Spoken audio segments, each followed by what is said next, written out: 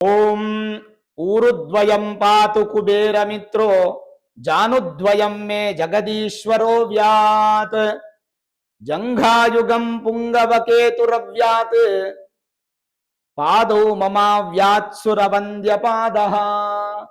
ಓಂ ತತ್ಪುರುಷಾಯ ವಿದ್ಮಹೇ ಮಹಾದೇವಾಯ ಧೀಮಹಿ ತನ್ನೋ ರುದ್ರಃ ಪ್ರಚೋದಯಾತ್. ಶ್ರೀ ಗುರುಭ್ಯೋ ನಮಃ. ಹರಿ ಓಂ.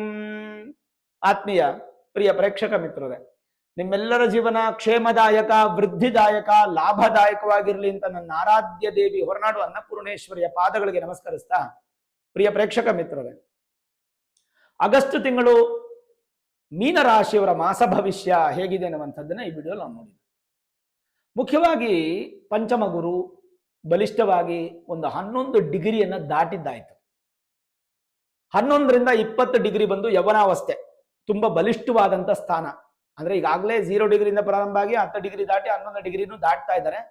ಒಂದು ಒಳ್ಳೆ ಶುಭವಾದಂತ ಎನರ್ಜೈಸ್ಡ್ ಆಗಿರ್ತಕ್ಕಂಥ ಗುರು ಪ್ರಾರಂಭ ಆಗ್ತಾ ಇದೆ ನಿಮ್ಗೀಗ.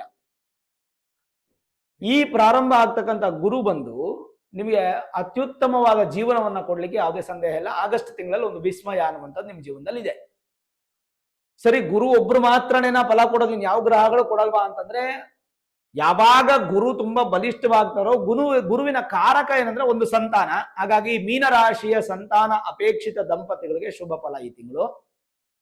ಜೊತೆಗೆ ವಿಶೇಷವಾಗಿ ಧನಾಕಾರಕ, ದುಡ್ಡಿಗೆ ಅಧಿಪತಿ, ಐಶ್ವರ್ಯಕ್ಕೆ ಅಧಿಪತಿ ಆಗಿರತಕ್ಕಂತಹ ಗುರುವಿನ ಆಶೀರ್ವಾದ ಅನುಗ್ರಹದಿಂದ ಸ್ವಲ್ಪ ಮಟ್ಟಿಗೆ ನಿಮಗೆ ಸೆಟಲ್ ಆಗುವಂತ ಯೋಗ. ಇನ್ನು ಜನ್ಮ ಶನಿ ಪ್ರಭಾವ ಅನ್ನುವಂಥದ್ದು ಮೀನರಾಶಿಯವರಿಗೆ ನಡೀತಾ ಇದ್ರು ಕೂಡ ಪ್ರಸ್ತುತ ವಕ್ರತ್ವವನ್ನ ಪಡೆದಂತಹ ಶನಿ 12ನೇ ಮನೆಯ ಒಂದು ಅಂಶವನ್ನ ಈಗ ನಿಮಗೆ ಕೊಡ್ತಾ ಇರೋದ್ರಿಂದ ಸ್ವಲ್ಪ ಕೆಲಸಗಳು ಸ್ಲೋ ಆಗುತ್ತೆ. ಆದ್ರೂ ಈ ತಿಂಗಳಲ್ಲಿ ನಿಮ್ಮ ಗೋಲ್ ಅನ್ನ ರೀಚ್ ಮಾಡ್ತೀರಾ, ಅದರಲ್ಲಿ ಯಾವುದೇ ಸಂದೇಹ ಇಲ್ಲ.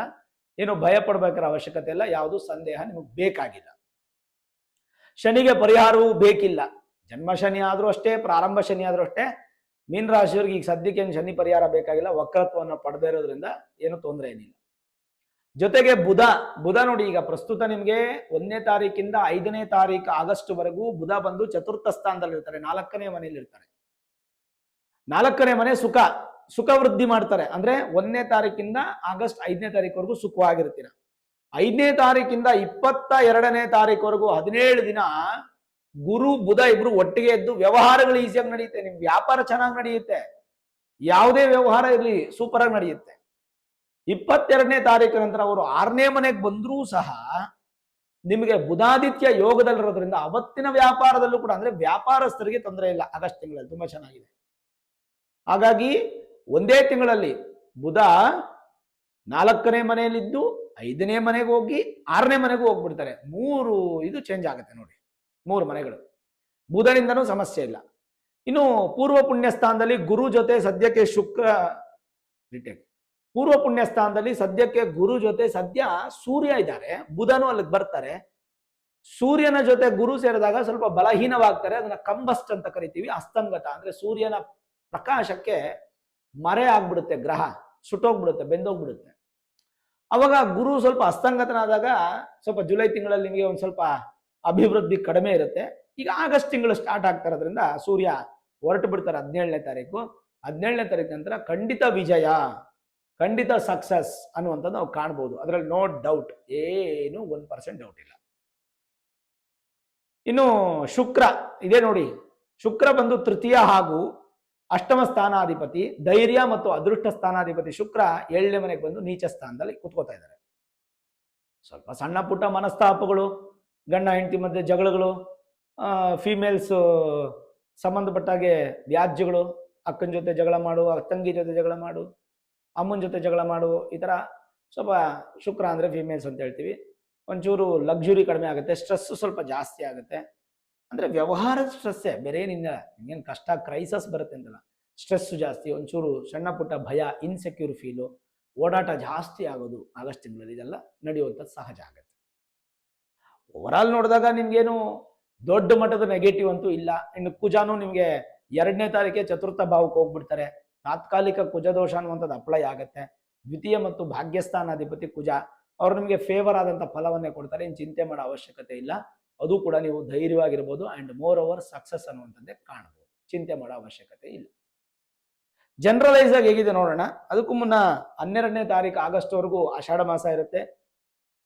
12ನೇ ತಾರೀಕಿಗೆ ನಿಮಗೆ ಜ್ಯೋತಿರ್ಭೀಮೇಶ್ವರ ವ್ರತ ಇದೆ, ಭೀಮನ ಅಮಾವಾಸ್ಯೆ. ಅದಾದ್ಮೇಲೆ 16ನೇ ತಾರೀಕು ನಾಗ ಚತುರ್ಥಿ, 17ನೇ ತಾರೀಕು ನಾಗಪಂಚಮಿ ಹಬ್ಬ, 21ನೇ ತಾರೀಕು ವರಮಹಾಲಕ್ಷ್ಮಿ ಹಬ್ಬ, 25ನೇ ತಾರೀಕು ಅಂಗಾರಕ ಜಯಂತಿ ಇದೆ. ಅವತ್ತು ಸುಬ್ರಹ್ಮಣ್ಯ ದರ್ಶನಕ್ಕೆ ಹೋಗಿ ಕುಜನ ಆರಾಧನೆ ಮಾಡಿ, ಕುಜಗ್ರಹಕ್ಕೆ ಪ್ರೀತಿಯಿಂದ ಪೂಜೆ ಮಾಡಿ, ತುಂಬಾ ಒಳ್ಳೆಯದು. ಭಕ್ತಿಯಿಂದ ಪೂಜೆ ಮಾಡಿ. ಮತ್ತೆ ಇದೆ ಏನು ವಿಶೇಷವಾಗಿ ಹಬ್ಬಗಳ ಮಾಸ, ಶ್ರಾವಣ ಮಾಸ 12ನೇ ತಾರೀಕು ಆಗಸ್ಟಿಂದ ಮಂಗಳಗೌರಿ ವ್ರತಗಳು, ಈ ವರಮಹಾಲಕ್ಷ್ಮಿ ಹಬ್ಬ, ಇನ್ನೂ ಹಲವಾರು ಹಬ್ಬಗಳು ಬರ್ತಾ ಇರುತ್ತೆ. ಉಪಕರ್ಮಗಳು, ಜನವಾರ ಚೇಂಜ್ ಮಾಡ್ಕೊಳ್ಳೋದು ಬಹಳ ಐತೆ ಬಿಡಿ. ಸರಿ, ನಾವು ಜನರಲೈಸ್ ಆಗಿ ನೋಡಿದ್ರೆ ಹೆಂಗಿದೆ, ಸಹೋದರ ಸಹೋದರಿಯರಿಂದ ಒಂದು ಸ್ವಲ್ಪ ಮನಸ್ಸಿಗೆ ಬೇಸರ ಉಂಟಾಗುತ್ತೆ. ಕೆಲಸ ಕಾರ್ಯಗಳಲ್ಲಿ ಇರುವಂತಹ ಒತ್ತಡ ದೂರವಾಗತ್ತೆ. ಹಣದ ವ್ಯವಹಾರದಲ್ಲಿ ಅಭಿವೃದ್ಧಿ ಆಗತ್ತೆ. ವಿದ್ಯಾರ್ಥಿಗಳಿಗೆ ಅತ್ಯಂತ ಶುಭ ಫಲ. ಪರೀಕ್ಷೆ ವಿಚಾರವಾಗಿ ಸ್ವಲ್ಪ ಒತ್ತಡ ಜಾಸ್ತಿ ಇರುತ್ತೆ. ವಾಹನ ಚಾಲಕರು ಎಚ್ಚರವಾಗಿರಿ. ಸ್ಥಾನ ಪಲ್ಲಟ, ಜಾಗ ಚೇಂಜ್ ಆಗುವಂತ ಸಾಧ್ಯತೆಗಳಿದೆ. ಹೊಸ ಕೆಲಸ ನಿರೀಕ್ಷೆ ಇದ್ರೆ ಖಂಡಿತ ಬೇಡ, ಆದಷ್ಟು ಇರೋ ಕೆಲಸದಲ್ಲೇ ಮುಂದುವರಿಸಿ. ತೃಪ್ತಿದಾಯಕ ಏನಪ್ಪಾ ಅಂದ್ರೆ ಕುಟುಂಬ ಸಮೇತವಾಗಿ ಅನಿರೀಕ್ಷಿತ ಪ್ರಯಾಣ, ಗುರುಗಳ ದರ್ಶನ, ದೇವರ ದರ್ಶನ, ಸೇವೆ, ಮನಸ್ಸಿಗೆ ನೆಮ್ಮದಿ, ಇದೆಲ್ಲ ಸಿಗ್ತಾ ಹೋಗುತ್ತೆ. ಶೇರ್ ವ್ಯವಹಾರದಲ್ಲಿ ತುಂಬಾ ಚೆನ್ನಾಗಿರುತ್ತೆ. ಫಿನಾನ್ಷಿಯಲ್ ಆಗಿ ಕೂಡ ಬಹಳ ಸ್ಟ್ರಾಂಗ್ ಎನರ್ಜಿ ಸಿಗುತ್ತೆ ನಿಮಗೆ ಈ ತಿಂಗಳು. ಧನಲಾಭ. ರಾಜಕೀಯ ವ್ಯಕ್ತಿಗಳಿಗೆ ಎಲ್ಲೋ ಒಂದ್ ಕಡೆ ಸ್ವಲ್ಪ ನೆಗೆಟಿವ್ ಇರುತ್ತೆ, ಒಂಚೂರು ಭಯ, ಶತ್ರು ಬಾಧೆ, ದೊಡ್ಡ ದೊಡ್ಡ ಅಧಿಕಾರಿಗಳು ಕೂಡ ಸಮಸ್ಯೆಗಳು, ಗೌರ್ಮೆಂಟ್ ರಿಲೇಟೆಡ್ ಆಗಿ ಉದ್ಯೋಗ ಮಾಡ್ತಾ ಇರ್ತಕ್ಕಂಥವ್ರಿಗೆ ಸ್ವಲ್ಪ ಇಶ್ಯೂಸ್ ಆಗುವಂತ ಸಾಧ್ಯತೆಗಳು ಜಾಸ್ತಿ ಇರುತ್ತೆ. ಗೌರ್ಮೆಂಟ್ ರಿಲೇಟೆಡ್ ಆಗಿ ಕೆಲಸ ಮಾಡ್ತಾ ಇರ್ತಕ್ಕಂಥವ್ರಿಗೂ ಸ್ವಲ್ಪ ಇಶ್ಯೂಸ್ ಆಗುವಂತ ಚಾನ್ಸಸ್ ಇರುತ್ತೆ. ಸ್ವಲ್ಪ ಹುಷಾರಾಗಿರಿ. ಒಂಚೂರು ಫೈನ್ ಕಟ್ಟೋ ತರ ಪರಿಸ್ಥಿತಿಗಳೆಲ್ಲ ತಂದ್ಕೊಳ್ಬೇಡಿ. ಯಾವುದಕ್ಕೂ ನಾವು ಒಂದು ಬ್ಯಾಲೆನ್ಸ್ಡ್ ಆಗಿರಬೇಕು. ಅದೃಷ್ಟದ ಮಾಸ ಅಂತ ನಾನು ಕ್ಲಾರಿಟಿಯಾಗಿ ಹೇಳ್ತೀನಿ ನಿಮಗೆ. ದೊಡ್ಡ ದೊಡ್ಡ ಸಮಸ್ಯೆಗಳು, ದೀರ್ಘಕಾಲದ ಸಮಸ್ಯೆಗಳು, ತುಂಬಾ ದಿನದಿಂದ ನಡೀದೇ ಇರತಕ್ಕಂಥ ಕೆಲಸಗಳು ಈ ತಿಂಗಳಲ್ಲಿ ಮುಗಿದೋಗುತ್ತೆ. ವ್ಯಾಪಾರದಲ್ಲಿ ಬಹುಪಾಲು ಲಾಭ ಪ್ರಾಪ್ತಿ. ನೂತನ ವಸ್ತು, ವಸ್ತ್ರ, ವಾಹನ ಇವೆಲ್ಲ ಖರೀದಿ ಮಾಡುವಂತ ಯೋಗ. ಈ ಒಂದು ವಾಹನ ಸಂಬಂಧಪಟ್ಟಾಗೆ ನಿಮಗೊಂದಷ್ಟು ಅಭಿವೃದ್ಧಿನೂ ಕಾಣಬಹುದು. ಕೆಲಸ ಕಾರ್ಯಗಳಲ್ಲಿ ಒಂದು ಸ್ವಲ್ಪ ಜಯ ಅನ್ನುವಂಥದ್ದು ಹೆಚ್ಚು ಸಿಗುತ್ತೆ. ಅದ್ರ ಜೊತೆಗೆ ವಿದೇಶಿ ಪ್ರಯಾಣದ ವಿಚಾರದಲ್ಲಿ ಕೂಡ ಅನುಕೂಲ ಆಗುತ್ತೆ. ಜೊತೆಗೆ ಬಹಳ ಪಾಸಿಟಿವ್ ಆಗಿ ರೈತರಿಗೆ ಅಭಿವೃದ್ಧಿ, ಮೀಡಿಯೇಟರ್ಸ್ಗೆ ಒಂದು ಸ್ವಲ್ಪ ಸಣ್ಣ ಪುಟ್ಟ ಬದಲಾವಣೆಗಳು ಆಗುತ್ತೆ. ಅಂದ್ರೆ ಪಾರ್ಟ್ನರ್ಶಿಪ್ ಬಿಸ್ನೆಸ್ ಅಲ್ಲೂ ಅಷ್ಟೊಂದೇನು ಉತ್ತಮವಾಗಿ ಇರಲ್ಲ. ಬಂಡವಾಳ ಹೂಡಿಕೆಗೆ ಈ ಮಾಸ ಶುಭ ಇದೆ, ಏನು ತೊಂದರೆ ಇಲ್ಲ. ಹೊಸ ಕೆಲಸ ಕಾರ್ಯಗಳಿಗೆ ಮಾತ್ರ ಕೈ ಹಾಕೋದು ಬೇಡ, ಒಂದು ಸ್ವಲ್ಪ ನಿಧಾನ ಮಾಡಿ, ಅದು ಒಳ್ಳೇದು. ಆರೋಗ್ಯದಲ್ಲಿ ಒಂದು ಸ್ವಲ್ಪ ಎಚ್ಚರ ವಹಿಸ್ತಕ್ಕಂಥದ್ದು ಒಳ್ಳೇದೇ. ಮೂಗಿನ ಸಂಬಂಧಪಟ್ಟಂತ ಸಮಸ್ಯೆ, ಗಂಟ್ಲು ತೊಂದರೆ, ಕಿವಿ ತೊಂದರೆ, ತಲೆನೋವು, ಕತ್ತಿನ ಮೇಲ್ಗಡೆಗೆ ಸ್ವಲ್ಪ ಸಮಸ್ಯೆಗಳಾಗುವಂಥ ಸಾಧ್ಯತೆಗಳು, ಸ್ವಲ್ಪ ಹುಷಾರಾಗಿರಿ. ಅದೃಷ್ಟ ಇದೆ, ಅನಿರೀಕ್ಷಿತ ಧನಲಾಭ ಇದೆ. ಇದೆರಡೂ ಕೂಡ ನಿಮಗೆ ತುಂಬಾ ಪ್ಲಸ್ ಪಾಯಿಂಟ್ ಆಗುತ್ತೆ. ದೊಡ್ಡ ದೊಡ್ಡ ಸಮಸ್ಯೆಗಳನ್ನ ಕ್ಲಿಯರ್ ಮಾಡ್ತೀರಾ. ಆ ಶಕ್ತಿ, ಆ ಎನರ್ಜಿ ಭಗವಂತ ನಿಮ್ಗೆ ಕೊಡ್ತಾನೆ, ಕೊಟ್ಟಿದ್ದಾನೆ.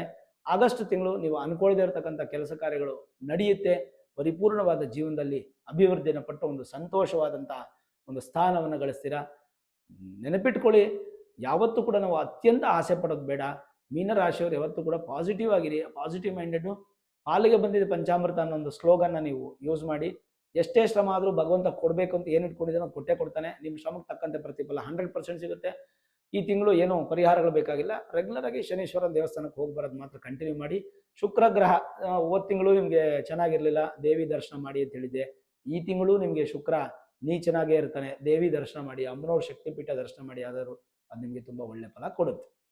ಮೇಲಾಗಿ ಏನಾದರೂ ನಿಮಗೆ ನೆಗೆಟಿವ್ ಆಗ್ತಾನೆ ಇದೆ, ಗುರುಬಲ ಬಂದರೂ ಚೆನ್ನಾಗಿಲ್ಲ ಅಂದ್ರೆ ನಿಮ್ಮ ಮೂಲ ಜಾತಕವನ್ನ ಒಮ್ಮೆ ನುರಿತ ಜ್ಯೋತಿಷ್ಯರಿಗೆ ತೋರಿಸ್ಕೊಂಡು Vedic astrology, higher astrology predictions ಮಾಡಿಸಿ. ಏನಾದರೂ ಸುಲಭ ಪರಿಹಾರಗಳಿದ್ರೆ ಖಂಡಿತ ಮಾಡ್ಕೊಳ್ಳಿ, ಭಗವಂತ ಒಳ್ಳೇದು ಮಾಡ್ತಾರೆ. ಈ ವಿಡಿಯೋ ಇಷ್ಟ ಆಗಿದ್ರೆ ಲೈಕ್ ಮಾಡಿ, ಶೇರ್ ಮಾಡಿ, ಮುಖ್ಯವಾಗಿ ನಮ್ಮ ಚಾನಲ್ಗೆ ಸಬ್ಸ್ಕ್ರೈಬ್ ಮಾಡಿ, ಬೆಲ್ ಐಕಾನ್ ಅನ್ನು ಪ್ರೆಸ್ ಮಾಡಿ. ಪ್ರತಿನಿತ್ಯ ನಾನು ಪೂಜೆ ಮಾಡುವಂತಹ ನನ್ನ ಆರಾಧ್ಯ ದೇವಿ ಹೊರನಾಡು ಅನ್ನಪೂರ್ಣೇಶ್ವರಿಯ ಆಶೀರ್ವಾದ, ಅನುಗ್ರಹ ಸದಾಕಾಲ ಮತ್ತೊಮ್ಮೆ ನಿಮ್ಗೆ ಸಿಗಲಿ ಅಂತ ಪ್ರಾರ್ಥನೆ ಮಾಡ್ತಾ, ಸರ್ವೇ ಜನಾಃ ಸುಖಿನೋ ಭವಂತು, ಸಮಸ್ತ ಸನ್ಮಂಗಳಾನಿ ಭವಂತು.